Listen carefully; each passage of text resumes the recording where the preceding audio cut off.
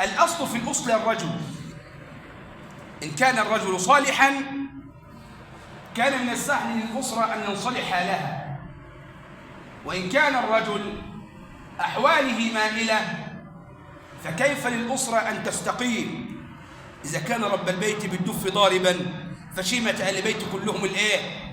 الرقص. فلذلك من الإعوجاج والمشاكل اللي بتغزو بيوت المسلمين حاجة كبيرة جدا عند الرجل وحاجة كبيرة جدا عند الزوجة. أولا قال رسول الله: كلكم راع وكلكم مسؤول عن رعيته. الراجل في بيته يسير يا اخوانا عن احوال مراته واحوال اولاده. لما نلاقي راجل ما بيفكرش غير في نفسه بنخش في مشاكل كتيره جدا. نلاقي الزوجه تشتكي ان زوجها عايش مع نفسه والنفسه بس، ويا حبذا بقى لو نوضح لها جدا انه لا يجلس بجوارها الا من اجل غرضه، ما يقعدش جنبها كده الا لو عايز منها حاجه، والكل يعلم ما اريد، ولا ينفق عليها بخيلا، وإن مرضت لا يهتم بمرضها، أما إن أصيبه بالمرض فطره يجري هنا وهنا وهنا وهنا. تلاقي كل واحد في الأسرة بيفكر في نفسه بس، وتلاقي الأسرة أسرة مفككة والسبب الراجل، وتلاقي الولد بيحب نفسه والبنت بتحب نفسها وكل واحد يلا نفسي. سيحاسب هذا الزوج عما يفعل. وأما عن حال المرأة فنجد أن كثيرا من النساء ربما لا تفكر إلا في نفسها وفي إفشاء سر زوجها. تطلع غضبانة تقول كل أسرار جوزها وحاجات عملها وحاجات ما عملهاش، وتنسب للزوج حاجات ما يعرفش عنها حاجة، وتبدأ تحسس الناس اللي قاعدة إن هو بقى مش مرتكب الكبائر، ده أستاذ لإبليس. فإن فعلت المرأة هذا، وإن كانت المرأة منكرة للجميل يأتي إليها زوجها بكل ما استطاع وتنكر هذا. قال رسول الله: اطلعت على أهل النار فرأيت أكثرهن النساء. لماذا النساء يا رسول الله؟ قال: لأنهن يكفرن العشير. يعني ايه يكفرن العشير؟ تلاقيها عايشة مع جوزها والحياة مستقرة، إن رأت منه سوءا قالت: والله ما رأيت منك خيرا قط. إنما من أجل أسرة مستقرة الرجل يتقي الله في زوجه وأولاده، والزوجة تتقي الله في زوجها وأولادها، ولتعلم المرأة أن زوجها هو الجنة والنار. تعلم المرأة أن زوجها هو الجنة والنار. فلذلك لما ذهبنا النساء إلى سيدنا رسول الله صلى الله عليه وسلم: يا رسول الله إن الرجال تفضلوا علينا بكثير. ليه؟ يا رسول الله يفعلون كذا وكذا وكذا ونحن لا نستطيع أن نفعل من الطاعات.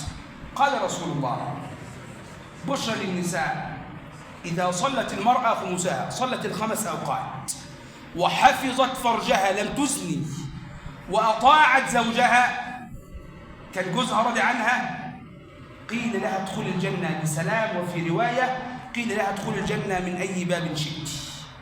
أقل من دقيقتين بقى عشان وقتنا انتهى. يا أحبابنا والله شايفين دلوقتي الموت الفجأة بدأ يغزو الشباب. نسمع الوقت موت الشباب كتير جدا، فجأة نلاقي الشاب ما شاء الله شايفينه أذان الظهر ماشي على رجليه ورايح شغله، العصر نصلي عليه الجنازة ويطلع الجبل. والموت الفجأة دي يا اخوانا من علامات الساعة الصغرى.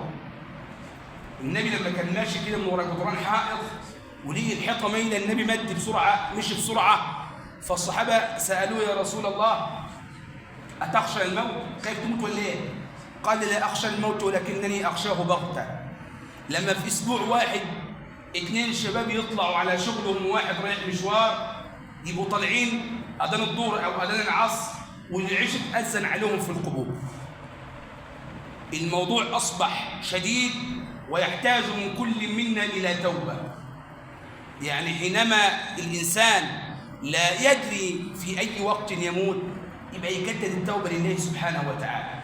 وهو اللي طلع تعرض لحادث ومات، كان رايح وعامل اعتقاد وهيروح يقضي مصلحة وهيرجع لبيته بعد كده، رجع على المقابر، واللي خرج واللي خرج واللي خرج واللي خرج.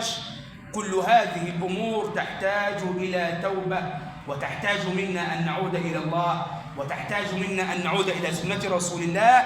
أختم بخطبتي هذا السؤال: كل واحد فينا عارف نفسه صالح أو غير صالح. أنت أضرب حالك، أنا ممكن شايفك راجل محترم وراجل طيب، لكن أنت أضرب حالك، أنت صالح ولا غير صالح؟ هسأل حضرتك سؤال، والسؤال للرجال والنساء الوقت في هذا التوقيت. كل واحد يسأل نفسه: لو أنا مت في التوقيت ده هو هخش الجنة ولا هخش النار؟ والله العظيم أنت عارف، أنت عارف أنت أعمالك هتوديك فين. طب إذا كانت أعمالك صالحة وهتدخلك الجنة، إذا كانت أعمالك أنت التانية صالحة وهتدخلك الجنة، فتزودوا من الزاد فإن السفر طويل.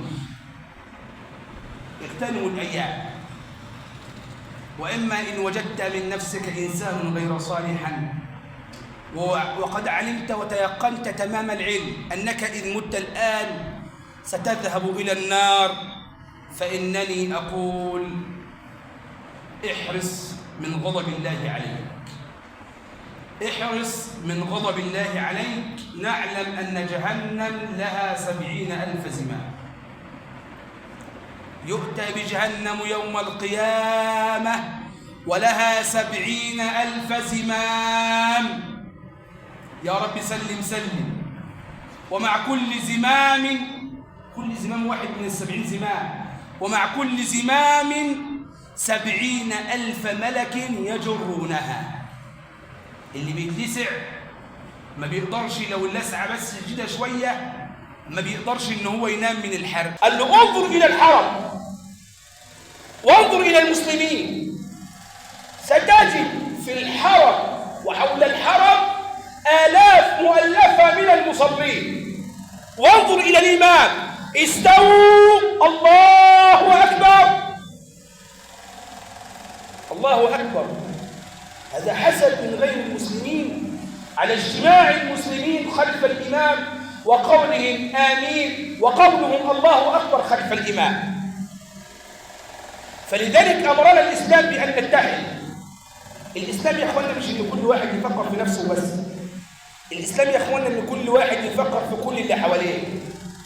اللي حواليك يا أخوانا ما هم ليهم عليك حق، جارك ما هو ليه عليك حق، وأهلك ليهم عليك حق، كل حد حواليك ليه عليك حق. نحتاج أن نعلم شبابنا أن الاتحاد قوة، نحتاج نعلم نساءنا أن الزوج هو الجنة والنار، نحتاج أن نعلم النساء أن الإسلام كرم المرأة وجعل زوجها يتفضل عليها. ونحتاج أن نذكر النساء بحديث سيدنا رسول الله صلى الله عليه وسلم إذ أن امرأة ذهبت إلى سيدنا رسول الله فقالت: يا رسول الله، إن الرجال تفضلوا علينا بكثير، الرجال تفضلوا علينا بكثير، يصومون رمضان كاملا، نحن نصوم رمضان ناقص. وبدأت المرأة تعد العبادات لرسول الله، إذا لرسول الله يبين للمرأة طريق النجاح والفلاح وطريق الجنة وأسهل طريق للجنة. فقال رسول الله لهذه المرأة: إذا صلت المرأة خمسها، صلت ال5 أوقات وحفظت فرجها، لم ينال أحد منها إلا زوجها، ولم يرى أحد جسدها إلا زوجها، وأطاعت ربها وأطاعت زوجها. يعني 3 حاجات تعملهم المرأة: تصلي ال5 أوقات، لا ينال منها إلا زوجها، تطيع جوزها، دخلت الجنة بسلام. وفي رواية النبي قال لها: قيل لها ادخل الجنة من أي باب شئت. نحتاج أن نذكر نساءنا بهذه الأحاديث، نحتاج أن نذكر نساءنا بأن الزوج هو الجنة والنار، نحتاج بأن نذكر نساءنا أن الرجل إذا أصيب أو مر بضائقة اللي يقف جنبيه أول حد امرأته. سيدنا النبي صلى الله عليه وسلم. اللي كان سنده مين؟ سيدنا النبي اللي كان سنده السيدة خديجة. كان له سند وسكن.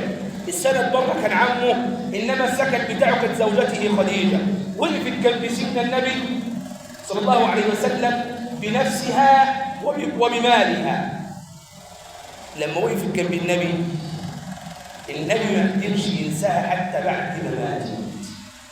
ما احنا بنلاقي امرأة صالحة حتى جوزها ما يقدرش ينساها حتى لو ماتت.